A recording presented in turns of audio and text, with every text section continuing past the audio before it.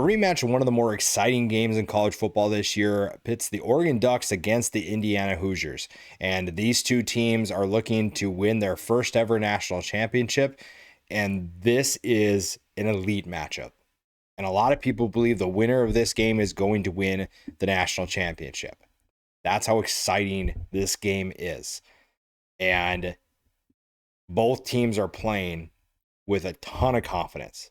And they're very fun to watch in different ways. And in a way, they look much different than the teams of their past. Oregon used to be this high-flying, fast as possible team that wants to run past everyone with their speed. Now, they still have good speed, but they're now a more physical team. Indiana is a team that's been a program that's been awful for pretty much every single year that they've played football. It's been a rough existence for the Indiana Hoosiers, and Curt Cignetti's arrival essentially saved them. It is a much different team, and I think the craziest part about this still is that they are the best team in college football. I don't think we're ever truly going to appreciate how wild that is.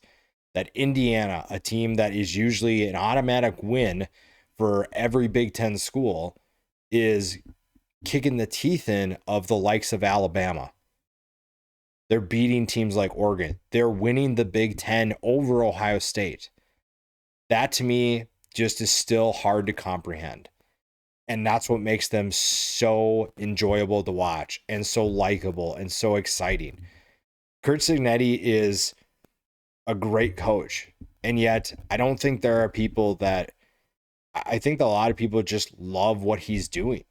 And it's because, again, as much as we like to get on the group of five or the underdogs, this is an underdog story. Yes, they're the top team in college football, but Indiana is an underdog turned really good team.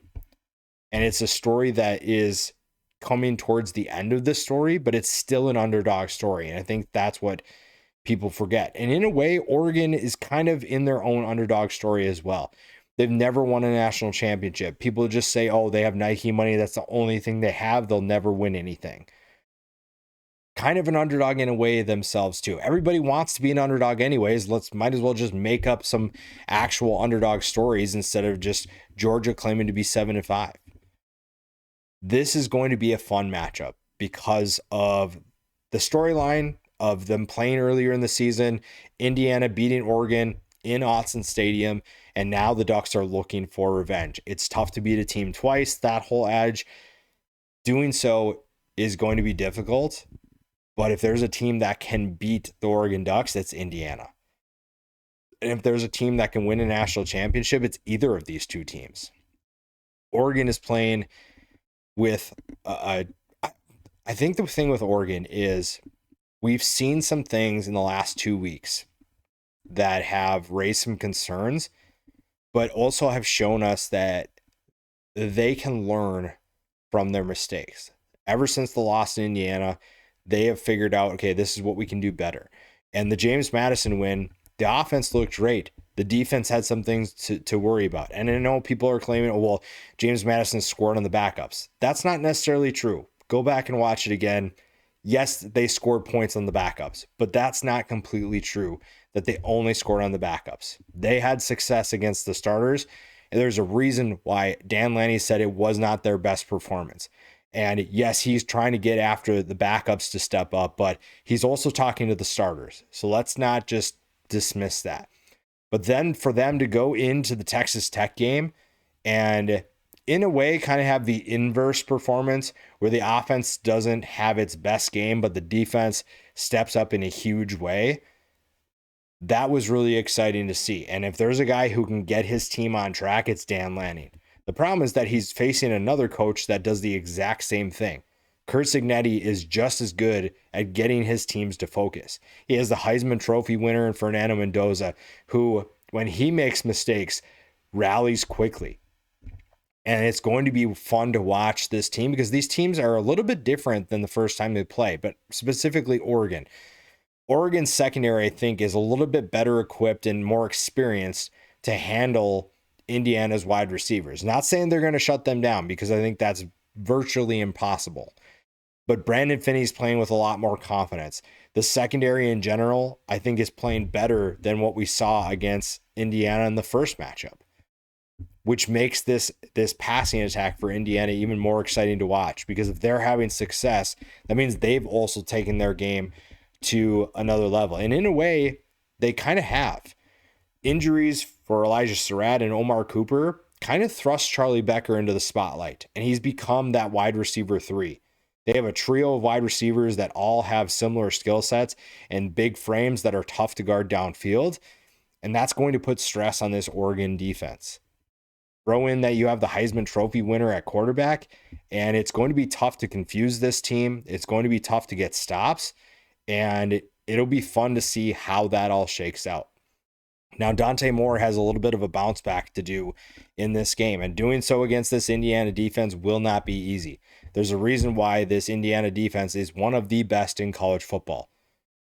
Ryan Haynes does a great job of disguising pressures, disguising coverages, and they kind of got to Dante Moore the first time they played. 2 interceptions in that game, and even last game, Dante Moore did not look his best. So if there's someone that's looking to redeem himself, Dante Moore is high on that list. And this is an Oregon offense that is getting healthy at the right time. They got De'Gorian Moore back last game. They've had guys that have gotten healthy over the end of the season, and this offense, I think, is starting to come together.